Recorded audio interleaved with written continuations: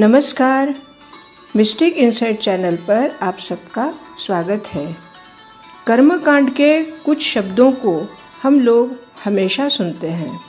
विशेषकर हवन के समय इस शब्द का उच्चारण बार बार होता है, लेकिन इस शब्द का संबंध हवन के साथ क्या है ये आज हम जानेंगे। और वह शब्द है स्वाहा। सृष्टि के प्रारंभ में जब देवताओं की शक्ति क्षीण होने लगी और वे अस्वस्थ रहने लगे, तब देवताओं ने ब्रह्मा जी से प्रार्थना की, हे प्रभु, हमारी शक्ति क्षीण होने लगी है, शक्ति का कोई स्रोत निर्माण करिए। तो ब्रह्मा ने भगवान श्री कृष्ण से प्रार्थना की और श्री कृष्ण ने आदि शक्ति की उपासना के लिए ब्रह्मा जी से कहा। तब ब्रह्मा जी की प्रार्थना पर आदिशक्ति ने अपनी ही स्वरूपा स्वाहा का निर्माण किया और अग्निदेव से कहा कि पृथ्वी पर मनुष्य हवन के द्वारा जो आहुति समर्पित करेंगे, उस आहुति को स्वाहा ही देवताओं तक पहुंचाएगी। इस तरह देवताओं को आहुति मिलने लगी और देवता पुनः स्वस्थ हो गए।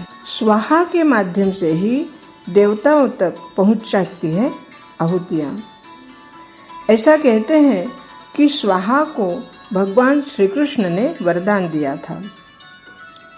जब भी किसी धार्मिक अनुष्ठान में हम शामिल होते हैं या कभी धार्मिक अनुष्ठान में हवन किया जाता है, तो हवन के समय जब आहुतियाँ हविष्य दी जाती हैं, तो मंत्र पाठ करते हुए स्वाहा कहकर ही हवन सामग्री हवन कुंड में अर्पित की जाती है। उसके बाद ही वह भगवान को प्राप्त होती है। लेकिन स्वाहा क्यों बोला जाता है? इसका महत्व क्या है? इसका अर्थ क्या है? ये बोलने के पीछे कारण क्या है? क्या है स्वाहा का अर्थ? स्वाहा का शाब्दिक अर्थ है सही रीति से पहुंचाना, या दूसरे शब्दों में अगर हम कहें तो इसका अर्थ होता है भौतिक पदार्थ को उसके स्वामित्व तक या उसके जो स्वामी हैं उस तक पहुंचाना।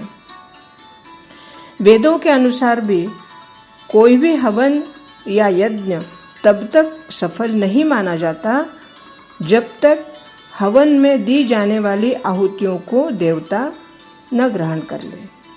लेकिन देवता ऐसा ग्रहण तभी कर सकते हैं जब अग्नि के द्वारा स्वाहा के माध्यम से आहुतियाँ अर्पण की जाती है। स्वाहा की उत्पत्ति के पीछे भी रोचक कहानी जुड़ी हुई है।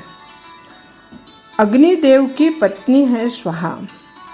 अब पौराणिक कथा के अनुसार स्वाहा दक्ष प्रजापति की पुत्री, जिनका विवाह अग्निदेव के साथ हुआ था। अग्निदेव को हविष्यवाहक भी कहा जाता है। अग्निदेव अपनी पत्नी स्वाहा के माध्यम से ही हविष्य ग्रहण करते हैं और ये आहुतियाँ देवताओं को प्राप्त होती है। ऐसा कहा जाता है कि भगवान श्री कृष्ण ने वरदान दिया था स्वाहा को, और उसके बारे में कथा आती है कि स्वाहा प्रकृति ही एक कला है जिसका विवाह अग्नि के साथ हुआ था। भगवान श्री कृष्ण ने स्वाहा को यह वरदान दिया था कि केवल उन्हीं के माध्यम से देवता हवन में अर्पित की जाने वाली सामग्री को ग्रहण कर पाएंगे। स्वाहा को धुएं की देवी भी कहा गया है। जैसे कहा कि भी स्वाहा का शाब्दिक अर्थ है दूसरा, जो जैसा मैंने पहले अर्थ बताया कि स्वामी तक उस आहुति के पदार्थों को पहुंचाना, वैसे ही स्वाहा का एक और अर्थ है जिसे अच्छी तरह से कहा गया। जैसे किसी शब्द को, किसी बात को हम सुयोग्य रीति से कहते हैं, अच्छी तरह से, अर्थात सुभाषित से कहा जाता है, उसे स्वाहा कहते हैं।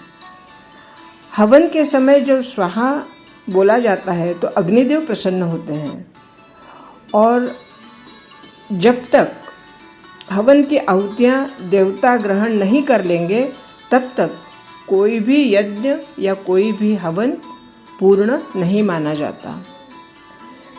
अब इसके पीछे भी एक पौराणिक कथा आती है कि एक बार देवताओं के पास अकाल पड़ गया। उनके पास खाने पीने की चीज़ों की कमी पड़ने लगी। ऐसे में ब्रह्मा जी ने उपाय कहा कि धरती पर ब्राह्मणों द्वारा खाद्य सामग्री देवताओं तक पहुंचाई जाए। इसके लिए अग्निदेव को चुना गया, क्योंकि अग्नि में जाने के बाद कोई भी वस्तु पवित्र हो जाती है। लेकिन अग्निदेव के पास उस समय भस्म करने की क्षमता न होने से उन्होंने स्वाहा की उत्पत्ति की। इसके बाद जब कोई वस्तु अग्निदेव को समर्पित की जाती है तो स्वाहा उसे भस्म कर देवताओं तक पहुंचा देती थी। तब से स्वाहा हमेशा अग्निदेव के साथ रहती है और रहने लगी।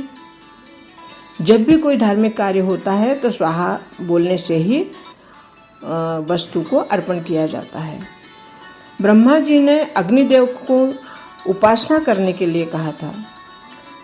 ऐसे ही एक और भी कथा आती है कि सृष्टि की उत्पत्ति के समय भगवान ब्रह्मा ने पृथ्वी पर कई प्रकार के जीव और मानवों को उत्पन्न किया। ब्रह्मा जी ने मानव के लिए धरती पर अन्न की उत्पत्ति भी की। जब एक बार पृथ्वी पर अन्न का अभाव हो गया तब ब्रह्मा जी ने मनुष्य को अग्निदेव और स्वाहा की उपासना करने के लिए कहा, जिसके बाद पृथ्वी पर लोगों ने हवन यज्ञ किया। इससे धरती पर जल की उत्पत्ति हुई और जल से अन्न की उत्पत्ति हुई। इसलिए कोई भी शुभ कार्य करने से पहले हवन यज्ञ आदि किया जाता है और उसमें आहुति डालते समय स्वाहा कहा जाता है। स्वाहा के माध्यम से हवन यज्ञ में डाली हुई आहुति अग्निदेव के माध्यम से देवताओं तक पहुंचती है, जिससे व्यक्ति को उसका पूर्ण फल प्राप्त होता है। हवन में जो आहुति अर्पित की जाती है वह अलग अलग कार्यों के अनुसार होती है और अलग अलग कार्यों के अनुसार उसकी वस्तुएं भी, उसकी सामग्री भी अलग अलग होती है। और जो सामग्री होती है उस सामग्री को ही आहुति कहा जाता है। आज हमने जाना कि हवन में स्वाहा का कितना अधिक महत्व है। जब हम अपने किसी वस्तु के बारे में उस वस्तु की आसक्ति का त्याग कर और उस वस्तु को अग्निदेव को समर्पित करते हैं तब भी स्वाहा कहा जाता है। स्वाहा आसक्ति और इच्छाओं को दूर करने में मदद करती है। स्वाहा के बारे में और भी कई कथाएं मिलती हैं।